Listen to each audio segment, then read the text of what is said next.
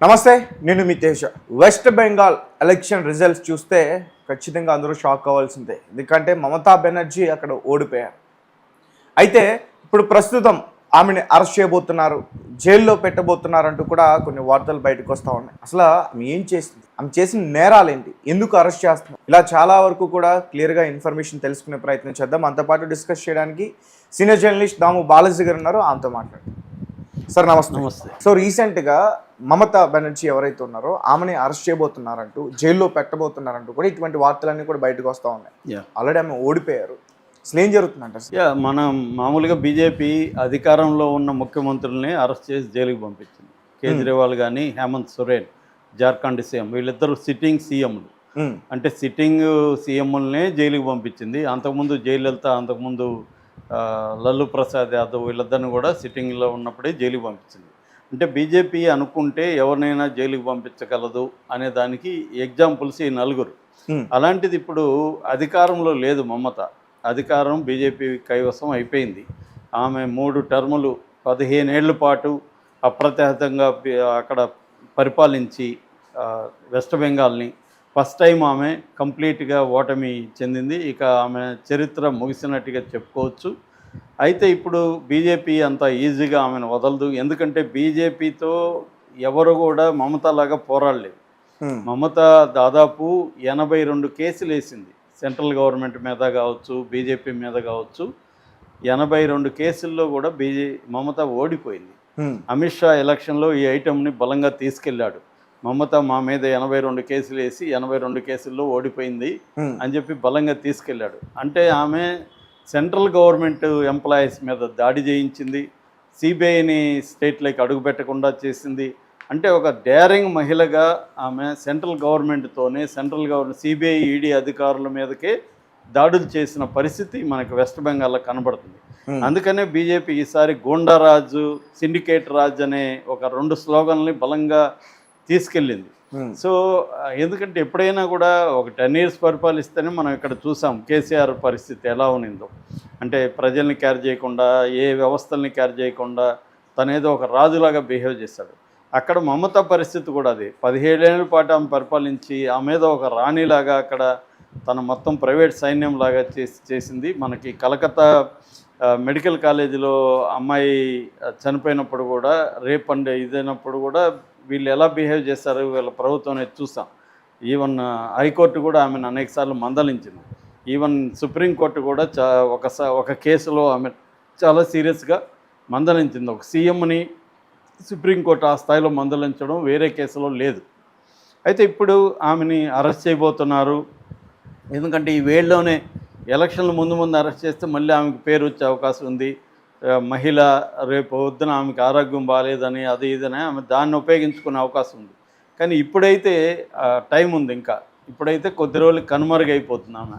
So జైల్లో ఆమె వెళ్ళిపోయినప్పుడు బయట ఆమె పేరుతో పార్టీ నడిపే వాళ్ళు అక్కడ బలంగా లేరు. ఉన్న వాళ్ళని కూడా లోపలేస్తారు, కొంతమందిని కొనేస్తారు. అంటే బీజేపీ టీఎంసీ తృణమూల్ కాంగ్రెస్ని కంప్లీట్గా తుడిచిపెట్టేయాలనే ఒక ప్లాన్లోకి వెళ్ళిందని చెబుతున్నారు. అయితే ఆమె మీద ఏ కేసులు ఉన్నాయి ఆల్రెడీ, ఇప్పుడు ఏ కేసుల్లో ఆమె అరెస్ట్ అయ్యే పాసిబిలిటీ ఉందనేది చూస్తే, ఆమె మీద west Bengal school service commission scam ఒకటి జరిగింది 2016 నుంచి 21 వరకు. అందులో 25,000 ఉద్యోగాలు టీచర్లకి, నాన్ టీచింగ్ స్టాఫ్కి ఇచ్చారని, ఒక్కొక్క జాబ్కి 5 నుంచి 15 లక్షలు తీసుకున్నారనేది ఆమె కేసు ఉంది ఆల్రెడీ. అయితే ఆమె డైరెక్ట్గా ఆమె పేరు పెట్టలేదు, కానీ దాంట్లో చాలామంది ఇన్వాల్వ్ అయినారు టీఎంసీ పార్టీలో. దాంట్లో ఏం పేరు చేర్చే అవకాశం ఉంది. ఎందుకంటే మనకి చంద్రబాబుని స్కిల్ డెవలప్మెంట్ అరెస్ట్ చేసినప్పుడు కూడా ఆయన పేరు ఎఫ్ఐఆర్లో లేడు. ఆయన అరెస్ట్ చేశారు కదా, ఎలాగ ప్రత్యేకంగా స్పెషల్ మెమో వేసి ఆ మెమోలో చేర్చారు. అలాగే దీంట్లో కూడా చేర్చే అవకాశం ఉంది. దీంట్లో అప్పట్లో ఎడ్యుకేషన్ మినిస్టర్ పార్థా చటర్జీని కూడా అరెస్ట్ చేశారు.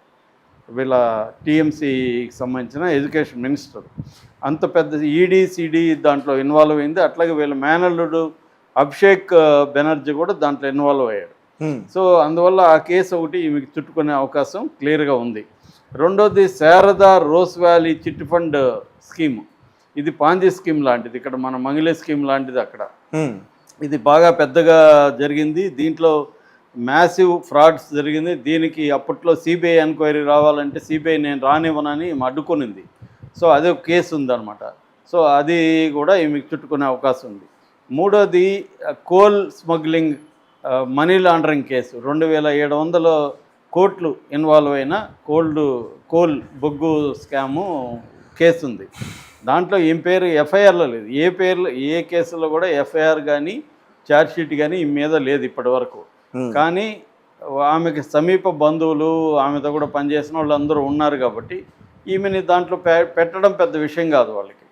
బీజేపీ అనుకుంటే ఏముంది, అదేదో అంటారు కదా, రాజు దలుచుకుంటే దెబ్బలు కొదవ అని. బీజేపీ అనుకుంటే కేసులు కొదవేముంది. దాదాపు 5200 మంది మీద బీజేపీ కేసులు పెట్టింది, ఈడీ సిబిఐ కేసులు, అలాంటి ప్రత్యర్థుల మీద.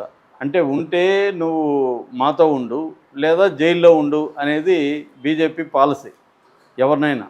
సో అలాగా ఇప్పుడు ఈమె మీద కేసు పెట్టే ఈ 3 కేసులు ఉన్నాయి. అది కాకుండా మొన్ననే రీసెంట్గా జనవరిలో జరిగింది ఒక కేసు ఉంది, ఐపాక్ రెయిడ్ అబ్స్ట్రక్షన్ కేసు అంటారు దాన్ని. అంటే ఐపాక్ అనేది ఉంది, ప్రతీక్ జైన్ అనేవాడు స్టార్ట్ చేశాడు. ఇండియన్ పొలిటికల్ యాక్షన్ కమిటీ మన ప్రశాంత్ కిషోర్ నుంచి బయటకు వచ్చి చేసిందనమాట. ఈ ఐపాక్ కోల్ స్కామ్లో ఇతని పేరుంది, ఈ ప్రతీక్ జైన్ పేరు. అందుకని అతను పట్టుకోవడానికి ఈడీ రంగంలోకి వచ్చినప్పుడు ఈమె స్వయంగా వెళ్ళి ఒక సీఎం పదవిలో ఉండి ఈమె వెళ్ళి ఈడీ దాంట్లో ఆ డాక్యుమెంట్లు అవన్నీ బలవంతంగా లాక్కొని వెళ్ళి వాళ్ళ మీద దాడులు చేయించింది పోలీసులతో. సో అది సుప్రీంకోర్టు కూడా ఈమెను సీరియస్గా మందలించింది. ఒక సీఎంగా ఉండి నువ్వు ఎలా వెళ్తావు అని చెప్పింది. ఎందుకంటే సిబిఐ దాని మీద సుప్రీంకోర్టుకి వెళ్ళింది, సిబిఐ ఈడీ. సో ఇది ఖచ్చితంగా ఆమె ఈ కేసులో ఇరుక్కునే అవకాశం ఉంది. ఆల్రెడీ సుప్రీంకోర్టు ఆమెను మందలించింది, ఆమె డైరెక్ట్గా ఇన్వాల్వ్ అయ్యి ఆమె ఆధ్వర్యంలోనే దాడులు జరిగాయి. సో డీజీపీని, ఈమెను, పోలీస్ అధికారులు వీళ్ళ మీద అందరి మీద కేసులు పెట్టే అవకాశం ఉంది. దీంట్లో ఇమీడియట్గా అరెస్ట్ చేసే అవకాశం కూడా ఉందన్నమాట. ఇలాగా ఈ ప్రధానంగా ఈ 4 పెద్ద కేసులు, అంటే ఒకటేమో స్కూల్ టీచర్స్ది, రెండోది శారదా చిట్ ఫండ్స్, మూడోది కోల్ స్మగ్లింగు, 4వది ఈడీ సిబిఐ మీద దాడులు.